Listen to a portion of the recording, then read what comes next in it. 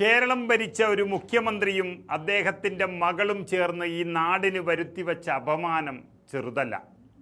ഈ രാജ്യത്തെ എല്ലാ മാധ്യമങ്ങളും അത് തന്നെയാണ് വാർത്ത കൊടുത്തുകൊണ്ടിരിക്കുന്നത്. മുഖ്യമന്ത്രിയും മകളും ED കസ്റ്റഡിയിൽ, വാഹനം തല്ലിത്തകർത്തു എന്നൊക്കെയാണ്. കോടതിക്കും ഇതിന് പിന്നാലെ നടക്കുന്നതാണ് ഇപ്പോൾ പണി. ഇപ്പോഴിതാ അന്വേഷണം വേണ്ട എന്നാണ് തട്ടിപ്പുകാർ പറഞ്ഞിരിക്കുന്നത്. അതിലും കോടതിയിൽ നിന്നും ഇവർക്ക് ചെറിയൊരു ആശ്വാസം ലഭിക്കുകയുമാണ്. അതായത് CMRL എക്സാലോജിക് ഇടപാടുമായി ബന്ധപ്പെട്ട എൻഫോഴ്സ്മെൻറ്റ് ഡയറക്ടറേറ്റ് അന്വേഷണത്തിനെതിരെയുള്ള CMRLൻ്റെ അപ്പീൽ ഹർജി ഹൈക്കോടതി ഡിവിഷൻ ബെഞ്ച് വിധി പറയാനായി മാറ്റിവെച്ചു.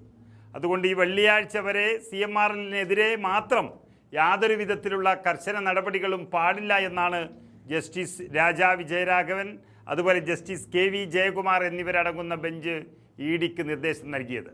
എന്നാൽ വീണ വിജയനെതിരെ അന്വേഷണം നടത്തുകയും ചെയ്യാം. അതുകൊണ്ട് വീണയ്ക്ക് അഴിയെണ്ണാനുള്ള കാര്യം എളുപ്പമായി. അപ്പീലിൽ അന്തിമ തീരുമാനം എടുക്കുന്നതുവരെ ഹർജിക്കാർക്ക് നീതി ഉറപ്പാക്കുന്നതിൻ്റെ ഭാഗമായാണ് ഈ തീരുമാനമെന്ന് കോടതി വ്യക്തമാക്കിയിട്ടുണ്ട്. അതുപ്രകാരം കോടതി നൽകിയ ഈ സംരക്ഷണം അപ്പീൽ ഹർജി നൽകിയ CMRL കമ്പനിക്ക് മാത്രമായി പരിമിതിപ്പെടുത്തിയിട്ടുള്ളതാണ്.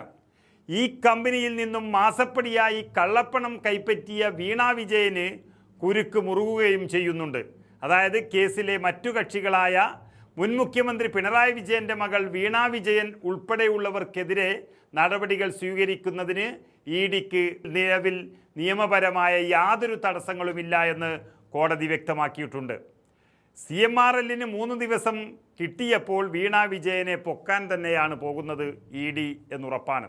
വീണ വിജയൻ കോടതിക്ക് മുന്നിലുള്ള കക്ഷിയല്ലാത്തതിനാൽ അവർക്കെതിരെ അന്വേഷണവുമായി മുന്നോട്ടു പോകുമെന്ന് ED കോടതിയിൽ വ്യക്തമാക്കുകയും ചെയ്തിട്ടുണ്ട്. അത് കോടതി അംഗീകരിക്കുകയും ചെയ്തു. ഇതാണ് ഇതിൻ്റെ ഒരു പ്രത്യേകത. വീണയുടെ ബാങ്ക് അക്കൗണ്ട് വിവരങ്ങൾ പരിശോധിക്കുന്നതും CMRLലെ ഉന്നത ഉദ്യോഗസ്ഥരെ ചോദ്യം ചെയ്യുന്നതും അടക്കമുള്ള നടപടികളുമായി ED മുന്നോട്ട് പോകും.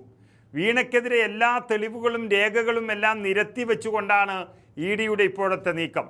ചെയ്യാത്ത സേവനത്തിന് വേണ്ടി പ്രതിഫലമായി 2 കോടിയിലധികം രൂപ കൈപ്പറ്റിയതിന് കൃത്യമായ തെളിവുകളുണ്ടെന്നും വളരെ വിപുലമായ മാനങ്ങളുള്ള കേസാണിതെന്നുമാണ് ED കോടതിയിൽ വളരെ വ്യക്തമായി ചൂണ്ടിക്കാട്ടിയത്.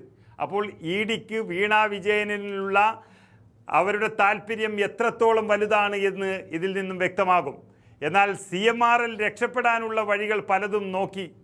SFIO സമർപ്പിച്ച റിപ്പോർട്ട് ഡൽഹി ഹൈക്കോടതിയുടെ അന്തിമ തീർപ്പിന് വിധേയമായതിനാൽ അതിനെ ഒരു കേസായി പരിഗണിക്കാൻ കഴിയില്ലെന്നും അതിനാൽ PMLA പ്രകാരമുള്ള അന്വേഷണം നിയമവിരുദ്ധമാണെന്നൊക്കെയാണ് കമ്പനിയുടെ പ്രധാനമായി ഉണ്ടായ വാദം. അതെല്ലാം തട്ടിപ്പുകാരുടെ ഒരു വെപ്രാളമാണ് കാണിച്ചത്.